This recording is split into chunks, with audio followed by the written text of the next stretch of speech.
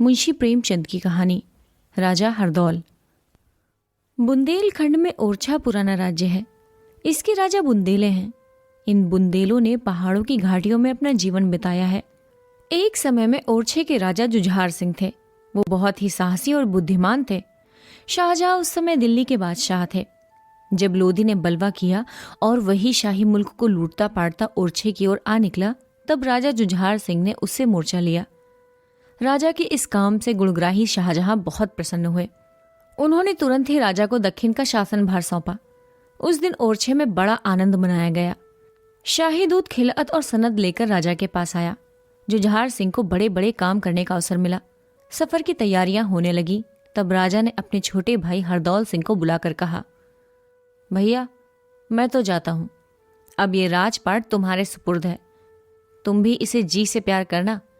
न्याय ही राजा का सबसे बड़ा सहायक है। न्याय की गढ़ी में कोई शत्रु नहीं घुस सकता, चाहे वो रावण की सेना या इंद्र का बल लेकर आए। पर न्याय वही सच्चा है जिसे प्रजा भी न्याय समझे। तुम्हारा काम केवल न्याय ही करना ना होगा, बल्कि प्रजा को अपने न्याय का विश्वास भी दिलाना होगा। और मैं तुम्हें क्या समझाऊं, तुम स्वयं समझदार हो। ये कहकर उन्होंने अपनी पगड़ी उतारी और हरदौल सिंह के ऊपर रख दी। हरदौल रोता हुआ उनके पैरों से लिपट गया। इसके बाद राजा अपनी रानी से विदा होने के लिए रनिवास आए। रानी दरवाजे पर खड़ी रो रही थी। उन्हें देखते ही पैरों पर गिर पड़ी। जुझार सिंह ने उठाकर उसे छाती से लगा लिया और कहा, प्यारी, ये रोने का समय नहीं है। बुंदेलों की स्त्रियां ऐसे अवसर पर रोया नहीं करती। ईश्वर ने चाहा तो हम तुम जल्द मिलेंगे। मुझ पर ऐसी ही प्रीति रखना। मैंने राजपाट हरदौल को सौंप दिया है। वो भी लड़का है। उसने अभी दुनिया नहीं देखी। अपनी सलाहों से उसकी मदद करती रहना। रानी की जबान बंद हो गई।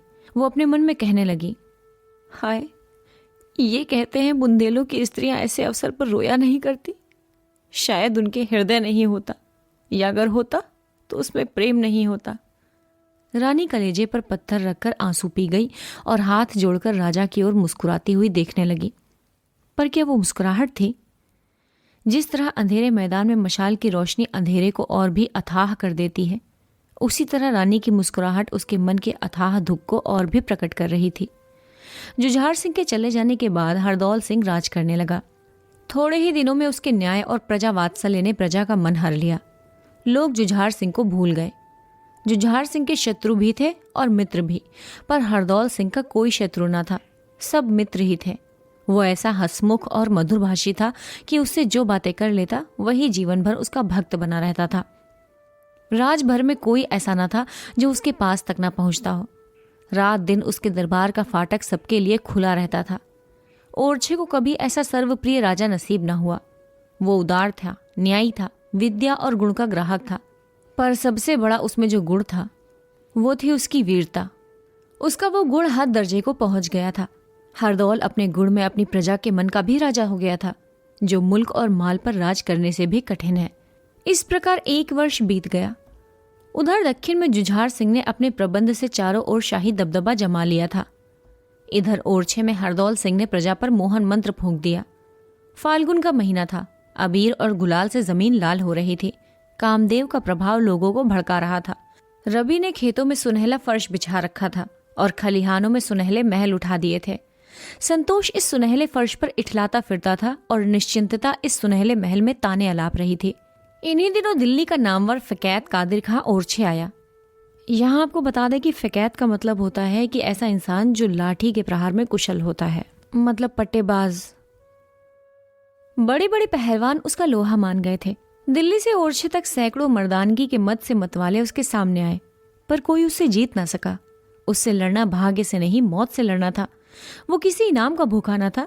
जैसे ही दिल का दिलेर था, वैसे ही मन का राजा था। ठीक होली के दिन उसने धूमधाम से ओरछे में सूचना दी कि खुदा का शेर दिल्ली का कादिर खां ओरछे आ पहुंचा है। जिसे अपनी जान भारी हो, आकर अपने भाग्य का निपटारा कर ले। ओरछे के बड़े बड़े बुंदेले सूरमा वो घमंड भरी वाणी सुनकर गर्म हो उठे। फाग और डफ की तान के बदले ढोल की वीर ध्वनि सुनाई देने लगी। हरदौल का अखाड़ा ओरछे के पहलवानों और फ़कैतों का सबसे बड़ा अड्डा था। संध्या को यहाँ सारे शहर के सूरमा जमा हुए। कालदेव और भालदेव बुंदेलों की नाक थे। यही दोनों पहलवान कादिर खां का घमंड चूर करने के लिए गए। दूसरे दिन किले के सामने तालाब के किनारे बड़े मैदान में ओरछे के छोटे बड़े सभी जमा हुए। कैसे कैसे सजीले अलबेले जवान थे। सिर पर खुशरंग बांकी पगड़ी, माथे पर चंदन का तिलक, आंखों में मर्दानगी का सुरूर, कमर में तलवार। और कैसे कैसे बूढ़े थे, तनी हुई मूछें, सादी पर तिरछी पकड़ी, कानों में बंधी हुई दाढ़ियां। देखने में तो बूढ़े पर काम में जवान, किसी को कुछ न समझने वाले। उनकी मर्दाना चाल ढाल नौजवानों को लजाती थी। हर एक के मुंह से वीरता की बातें निकल रही थी। नौजवान कहते थे, देखे आज ओरछे की लाज रहती है या नहीं। पर बूढ़े कहते थे, ओरछे की हार कभी नहीं हुई और ना होगी। वीरों का ये जोश देखकर राजा हरदौल ने बड़े जोर से कह दिया, खबरदार, बुंदेलों की लाज रहे या न रहे, पर उसकी प्रतिष्ठा में बल न पड़ने पाए। यदि किसी ने औरों को यह कहने का अवसर दिया कि ओरछे वाले तलवार से न जीत सके तो धांधली कर बैठे, वो अपने को जाति का शत्रु समझे। सूर्य निकल आया था। एकाएक नगाड़े पर चोट पड़ी और आशा तथा भय ने लोगों के मन को उछाल कर मुंह तक पहुंचा दिया। कामदेव और कादिर खां दोनों लंगोट कसे शेरों की तरह अखाड़े में उतरे और गले मिल गए। तब दोनों तरफ से तलवारें निकली और दोनों के बगलों में चली गईं। फिर बादल के दो टुकड़ों से बिजलियां निकलने लगीं। पूरे 3 घंटे तक यही मालूम होता रहा कि 2 अंगारे हैं। हजारों आदमी खड़े तमाशा देख रहे थे और मैदान में आधी रात तक का सन्नाटा छाया हुआ था। हाँ, जब कभी कालदेव गिरहदार हाथ चलाता या कोई पेचदार वार बचा जाता तो लोगों की गर्दन आप ही आप उठ जाती, पर किसी के मुंह से एक शब्द भी नहीं निकलता था। अखाड़े के अंदर तलवारों की खींचतान थी, पर देखने वालों के लिए अखाड़े से बाहर मैदान में इससे भी बढ़कर तमाशा था। बार बार जातीय प्रतिष्ठा के विचार से मन के भावों को रोकना और प्रसन्नता या दुख का शब्द मुंह से बाहर न निकलने देना तलवारों की वार बचाने से अधिक कठिन काम न था। एकाएक कादिर खां अल्लाह अकबर चिल्लाया, मानो बादल गरज उठा और उसके गरजते ही कालदेव के सिर पर बिजली गिर पड़ी। कालदेव के गिरते ही बुंदेलों को सब्र न रहा। हर एक के चेहरे पर निर्बल क्रोध और कुचले हुए घमंड की तस्वीर खींच गई। हजारों आदमी जोश में आकर अखाड़े पर दौड़े, पर हरदौल ने कहा, खबरदार, कोई आगे नहीं बढ़ेगा। इस आवाज ने पैरों के साथ जंजीर का काम किया। दर्शकों को रोककर जब वे अखाड़े में गए और कालदेव को देखा तो आंखों में आंसू भर आए। जख्मी शेर जमीन पर तड़प रहा था। उसके जीवन की तरह उसकी तलवार के 2 टुकड़े हो गए थे। आज का दिन बीता, रात आई, पर बुंदेलों की आंखों में नींद कहाँ। लोगों ने करवटें बदलकर रात काटी, जैसे दुखित मनुष्य विकलता से सुबह की बाट जोड़ता है। उसी तरह बुंदेले रह रहकर आकाश की तरफ देखते और उसकी धीमी चाल पर झुंझलाते थे। उसके जातीय घमंड पर गहरा घाव लगा था। दूसरे दिन ज्यों ही सूर्य निकला, 3 लाख बुंदेले तालाब के किनारे पहुंचे। जिस समय भालदेव शेर की तरह अखाड़े की तरफ चला, दिलों में धड़कन सी होने लगी। कल जब कालदेव अखाड़े में उतरा था, बुंदेलों के हौसले बढ़े हुए थे, पर आज वो बात न थी। हृदय में आशा की जगह डर घुसा हुआ था। कादिर खां कोई चुटीला वार करता तो लोगों के दिल उछलकर होठों तक आ जाते। सूर्य सिर पर चढ़ा जाता था और लोगों के दिल बैठ जाते थे। इसमें कोई संदेह नहीं कि भालदेव अपने भाई से फुर्तीला और तेज था। उसने कई बार कादिर खां को नीचा दिखलाया, पर दिल्ली का निपुण पहलवान हर बार संभल जाता था। पूरे 3 घंटे तक दोनों बहादुरों में तलवारें चलती रहीं। एकाएक खटाके की आवाज हुई और भालदेव की तलवार के 2 टुकड़े हो गए। राजा हरदौल अखाड़े के सामने खड़े थे। उन्होंने भालदेव की तरफ तेजी से अपनी तलवार फेंकी। भालदेव तलवार लेने के लिए झुका ही था कि कादिर खां की तलवार उसकी गर्दन पर आ पड़ी। घाव गहरा न था, केवल एक चरका था, पर उसने लड़ाई का फैसला कर लिया। हताश बुंदेले अपने अपने घरों को लौटे। यद्यपि भालदेव अब भी लड़ने को तैयार था, पर हरदौल ने समझाकर कहा कि भाइयों, हमारी हार उसी समय हो गई थी जब हमारी तलवार ने जवाब दे दिया। यदि हम कादिर खां की जगह होते तो निहत्थे आदमी पर वार न करते, और जब तक हमारे शत्रु के हाथ में तलवार ना आ जाती हम उस पर हाथ ना उठाते। पर कादिर खां में ये उदारता कहाँ? बलवान शत्रु का सामना करने में उदारता को ताक पर रख देना पड़ता है। तो भी हमने दिखा दिया है कि तलवार की लड़ाई में हम उसके बराबर हैं, और अब हमको ये दिखाना है कि हमारी तलवार में भी वैसा ही जौहर है। इसी तरह लोगों को तसल्ली देकर राजा हरदौल रनिवास को गए। कुलीना ने पूछा, लाला, आज दंगल का क्या रंग रहा? हरदौल ने सिर झुकाकर जवाब दिया, आज का भी वही कल सा हाल रहा। क्या भालदेव मारा गया? नहीं, जान से तो नहीं, पर हार हो गई। तो अब क्या करना होगा? मैं स्वयं इसी सोच में हूँ। आज तक ओरछे को कभी नीचा ना देखना पड़ा था। हमारे पास धन न था, पर अपनी वीरता के सामने हम राज और धन कोई चीज़ न समझते थे। अब हम किस मुंह से अपनी वीरता का घमंड करेंगे? ओरछे की और बुंदेलों की अब जाती है। क्या अब कोई आस नहीं है? हमारे पहलवानों में वैसा कोई नहीं है जो उससे बाजी ले जाए। भालदेव की हार ने बुंदेलों की हिम्मत तोड़ दी है। आज सारे शहर में शोक छाया हुआ है। सैकड़ों घरों में आग नहीं जली, चिराग रोशन नहीं हुआ। हमारे देश और जाति की वो चीज़ जिससे हमारा मान था, अब अंतिम सांस ले रही है। भालदेव हमारा उस्ताद था। उसके हार चुकने के बाद मेरा मैदान में आना धृष्टता है। पर बुंदेलों की साख जाती है तो मेरा सिर भी उसके साथ जाएगा। कादिर खां बेशक अपने हुनर में एक ही है, पर हमारा भालदेव उससे कम नहीं है। उसकी तलवार यदि भालदेव के हाथ में होती तो मैदान जरूर उसके हाथ रहता। ओरछे में केवल एक तलवार है जो कादिर खां की तलवार का मुंह तोड़ सकती है, और वो है भैया की तलवार। अगर तुम ओरछे की नाक रखना चाहती हो तो उसे मुझे दे दो। ये हमारी अंतिम चेष्टा होगी। यदि इस बार भी हार हुई तो ओरछे का नाम सदैव के लिए डूब जाएगा। कुलीना सोचने लगी, तलवार इनको दूं या ना दूं। राजा रोक गए हैं। उनकी आज्ञा थी कि किसी दूसरे की परछाई भी उस पर ना पड़ने पाए। कि ऐसी दशा में मैं उनकी आज्ञा का उल्लंघन करूं तो वो नाराज होंगे? कभी नहीं। जब वे सुनेंगे कि मैंने कैसे कठिन समय में तलवार निकाली है तो उन्हें सच्ची प्रसन्नता होगी। बुंदेलों की आन किसको इतनी प्यारी नहीं है? उनसे ज्यादा ओरछे की भलाई चाहने वाला कौन होगा? इस समय उनकी आज्ञा का उल्लंघन करना ही आज्ञा मानना है। ये सोचकर कुलीना ने तलवार हरदौल को दे दी। सवेरा होते ही ये खबर फैल गई कि राजा हरदौल कादिर खां से लड़ने के लिए जा रहे हैं। इतना सुनते ही लोगों में सनसनी सी फैल गई और चौंक पड़े। पागलों की तरह लोग अखाड़े की ओर दौड़े। हर एक आदमी कहता था कि जब तक हम जीते हैं महाराज को लड़ने नहीं देंगे। पर जब लोग अखाड़े के पास पहुंचे तो देखा कि अखाड़े में बिजलियां चमक रही हैं। बुंदेलों के दिलों पर उस समय जैसी बीत रही थी उसका अनुमान करना कठिन है। उस समय उस लंबे चौड़े मैदान में जहां तक निगाह जाती थी आदमी ही आदमी नजर आते थे, पर चारों ओर सन्नाटा था। हर एक आंख अखाड़े की तरफ लगी हुई थी और हर एक का दिल हरदौल की मंगल कामना के लिए ईश्वर का प्रार्थी था। कादिर खां का एक एक वार हजारों दिलों के टुकड़े कर देता था और हरदौल की एक एक काट से मनों में आनंद की लहरें उठती थी। अखाड़ों में दो पहलवानों का सामना था और अखाड़ों के बाहर आशा और निराशा का। आखिर घड़ियाल ने पहला पहर बजाया और हरदौल की तलवार बिजली बनकर कादिर के सिर पर गिरी। ये देखते ही बुंदेले मारे आनंद के उन्मत्त हो गए। किसी को किसी की सुधि न रही। कोई किसी से गले मिलता, कोई उछलता और कोई छलांगे मारता था। हजारों आदमियों पर वीरता का नशा छा गया। तलवारें स्वयं म्यान से निकल पड़ी, भाले चमकने लगे। जीत की खुशी में सैकड़ों जानें भेंट हो गईं। पर जब हरदौल अखाड़े से बाहर आए और उन्होंने बुंदेलों की ओर तेज निगाहों से देखा तो आन की आन में लोग संभल गए। तलवारें म्यान में जा छिपी। ख्याल आ गया, ये खुशी क्यों, ये उमंग क्यों और ये पागलपन किस लिए? बुंदेलों के लिए ये कोई नई बात नहीं हुई थी। इस विचार ने लोगों का दिल ठंडा कर दिया। हरदौल की इस वीरता ने उसे हर एक बुंदेले के दिल में मान प्रतिष्ठा की ऊंची जगह पर बिठाया, जहां न्याय और उदारता भी उसे न पहुंचा सकती थी। वो पहले से ही सर्वप्रिय थे और अब वो अपनी जाति की वीरवर और बुंदेला दिलावरी का सिरमौर बन गया। राजा जुझार सिंह ने भी दक्षिण में अपनी योग्यता का परिचय दिया। वह केवल लड़ाई में ही वीर न थे, बल्कि राज्य शासन में भी अद्वितीय थे।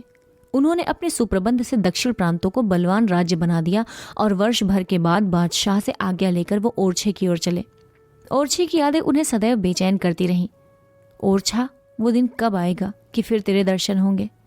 राजा मंजिलें मारते चले आ रहे थे। न भूख थी न प्यास। ओरछे वालों की मोहब्बत खींचे लिए आती थी। यहाँ तक कि ओरछे के जंगलों में आ पहुंचे। साथ के आदमी पीछे छूट गए। दोपहर का समय था, धूप तेज थी। वे घोड़े से उतरे और एक पेड़ की छाह में जा बैठे। भाग्यवश आज हरदौल भी जीत की खुशी में शिकार खेलने निकले थे। सैकड़ों बुंदेला सरदार उनके साथ थे। सब अभिमान के नशे में चूर थे। उन्होंने राजा जुझार सिंह को अकेले बैठे देखा, पर वे अपने घमंड में इतने डूबे थे कि इनके पास तक न आए। समझा कोई यात्री होगा। हरदौल की आंखों ने भी धोखा खाया। वे घोड़े पर सवार अकड़ते हुए जुझार सिंह के सामने आए और पूछना चाहते थे कि तुम कौन हो, कि भाई से आंखें मिल गईं। पहचानते ही घोड़े से कूद पड़े और उनको प्रणाम किया। राजा ने भी उठकर हरदौल को छाती से लगा लिया, पर उस छाती में अब भाई की मोहब्बत न थी। मोहब्बत की जगह ईर्ष्या ने घेर ली थी, और वो केवल इसलिए कि हरदौल दूर से नंगे पैर उनकी तरफ न दौड़ा। उसके सवारों ने दूर से ही उनकी अभ्यर्थना की। संध्या होते होते दोनों भाई ओरछे जा पहुंचे। राजा के लौटने का समाचार पाते ही नगर में प्रसन्नता की दुदुम्भी बजने लगी। हर जगह आनंदोत्सव होने लगा और तुरती फुर्ती शहर जगमगा उठा। आज रानी कुलीना ने अपने हाथों से खाना बनाया। 9 बजे होंगे। लौंडी ने आकर कहा, महाराज भोजन तैयार है। दोनों भाई भोजन करने गए। सोने के थाल में राजा के लिए भोजन परोसा गया और चांदी की थाल में हरदौल के लिए।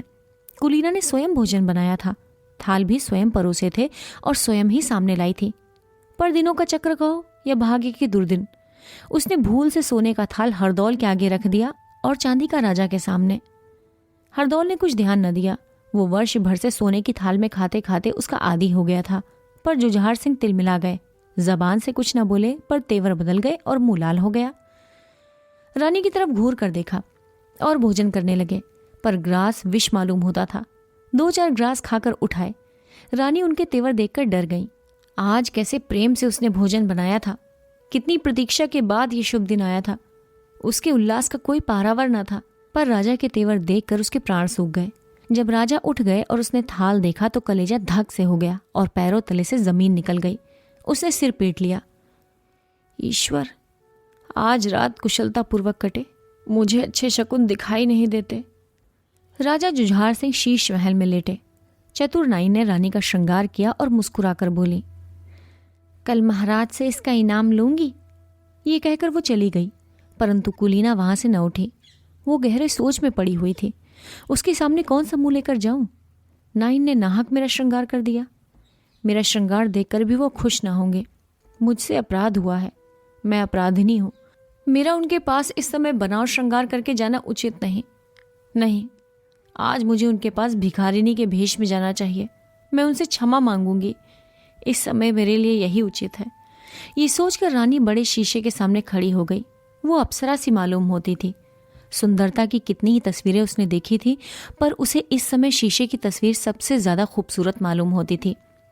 सुंदरता और आत्मरुचि का साथ है। जल्दी बिना रंग के नहीं रह सकती। थोड़ी देर के लिए कुलीना सुंदरता के मत से फूल उठी। वो तनकर खड़ी हो गई। लोग कहते हैं कि सुंदरता में जादू है, और वो जादू जिसका कोई उतार नहीं। धर्म और कर्म, तन और मन सब सुंदरता पर न्यौछावर हैं। मैं सुंदर न सही, ऐसी कुरूपा भी नहीं हूं। क्या मेरी सुंदरता में इतनी भी शक्ति नहीं कि महाराज से मेरा अपराध क्षमा करा सके? ये बाहुलताएं जिस समय गले का हार होंगी, ये आंखें जिस समय प्रेम के मद से लाल होकर देखेंगी, तब क्या मेरे सौंदर्य की शीतलता उनकी क्रोधाग्नि को ठंडा न कर देगी? पर थोड़ी देर में रानी को ज्ञात हुआ, ये मैं क्या स्वप्न देख रही हूँ।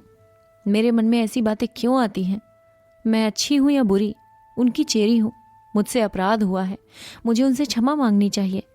ये श्रृंगार और बनाव इस समय उपयुक्त नहीं। ये सोचकर रानी ने सब गहने उतार दिए। इतर में बसी हुई रेशम की साड़ी अलग कर दी। मोतियों से भरी मांग खोल दी और वो खूब फूट फूट कर रोई। हाय, ये मिलाप की रात वियोग की रात से भी विशेष दुखदायिनी है। भिखारिनी का भेष बनाकर रानी शीश महल की ओर चली। पैर आगे बढ़ते थे, पर मन पीछे की ओर हटता जाता था। दरवाजे तक आई, पर भीतर पैर न रख सकी। दिल धड़कने लगा। ऐसा जान पड़ा मानो उसके पैर थर्रा रहे हैं। राजा जुझार सिंह बोले, कौन है? कुलीना, भीतर क्यों नहीं आती? कुलीना ने जी खड़ा करके कहा, महाराज, कैसे आऊं? मैं अपनी जगह क्रोध को बैठा पाती हूं। ये क्यों नहीं कहती कि मन दोषी है, इसलिए आंखें नहीं मिलती? निसंदेह मुझसे अपराध हुआ है, पर एक अबला आपसे क्षमा का दान मांगती है। इसका प्रायश्चित करना होगा। कैसे? हरदौल के खून से। कुलीना सिर से पैर तक कांप गई। बोली, क्या इसीलिए कि आज मेरी भूल से ज्योनार के थालों में उलटफेर हो गया? नहीं, इसलिए कि तुम्हारे प्रेम में हरदौल ने उलटफेर कर दिया। जैसे आग की आंच से लोहा लाल हो जाता है, वैसे रानी का मुंह लाल हो गया। क्रोध की अग्नि सद्भावों को भस्म कर देती है। प्रेम और प्रतिष्ठा, दया और न्याय सब जल के राख हो जाते हैं। 1 मिनट रानी को ऐसा मालूम हुआ मानो दिल और दिमाग खौल रहे हैं, परंतु उसने आत्मदमन की अंतिम चेष्टा से अपने को संभाला। केवल बोली, हरदौल को अपना लड़का और भाई समझती हूं। राजा उठ बैठे और कुछ नर्म स्वर से बोले, नहीं, हरदौल लड़का नहीं है। लड़का मैं हूं जिसने तुम्हारे पर विश्वास किया। कुलीना, मुझे तुमसे ऐसी आशा ना थी। मुझे तुम्हारे ऊपर घमंड था। मैं समझता था चांद सूर्य टल सकते हैं पर तुम्हारा दिल नहीं टल सकता। पर आज मुझे मालूम हुआ कि वो मेरा लड़कपन था। बड़ों ने सच कहा है कि स्त्री का प्रेम पानी की धार है, जिस ओर ढाल पाता है उधर ही बह जाता है। सोना ज्यादा गर्म होकर पिघल जाता है। कुलीना रोने लगी। क्रोध की आग पानी बनकर आंखों से निकल पड़ी। जब आवाज वश में हुई तो बोली, आपके संदेह को कैसे दूर करूं? हरदौल के खून से। मेरे खून से दाग न मिटेगा, तुम्हारे खून से और पक्का हो जाएगा। और कोई उपाय नहीं है? नहीं। ये आपका अंतिम विचार है? हाँ, ये मेरा अंतिम विचार है। देखो, इस पायदान से पान का बीड़ा रखा है। तुम्हारे सतीत्व की परीक्षा यही है कि तुम हरदौल को इसे अपने हाथों से खिला दो। मेरे मन का भ्रम उस समय निकलेगा जब इस घर से हरदौल की लाश निकलेगी। रानी ने घृणा की दृष्टि से पान के बीड़े को देखा और वो उल्टे पैर लौट आई। रानी सोचने लगी, क्या हरदौल के प्राण ले लूं? निर्दोष, सच्चरित और वीर हरदौल की जान से अपने सतीत्व की परीक्षा दूं? उस हरदौल के खून से अपने हाथ काला करूं जो मुझे बहन समझता है? ये पाप किसके सिर पड़ेगा? क्या एक निर्दोष का खून रंग न लाएगा? अभागी कुलीना, तुझे आज अपने सतीत्व की परीक्षा देने की आवश्यकता पड़ी है, और वो ऐसी कठिन। नहीं, ये पाप मुझसे ना होगा। यदि राजा मुझे उल्टा समझते हैं तो समझें। उन्हें मुझ पर संदेह है तो हो, मुझसे ये पाप ना होगा। राजा को ऐसा संदेह क्यों हुआ? क्या केवल थाल बदल जाने से? नहीं, अवश्य कोई और बात है। आज हरदौल उन्हें जंगल में मिल गया।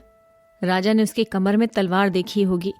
क्या आश्चर्य है, हरदौल से कोई अपमान भी हो गया हो। मेरा क्या अपराध है? मुझ पर इतना बड़ा दोष क्यों लगाया जाता है केवल थालों के बदल जाने से?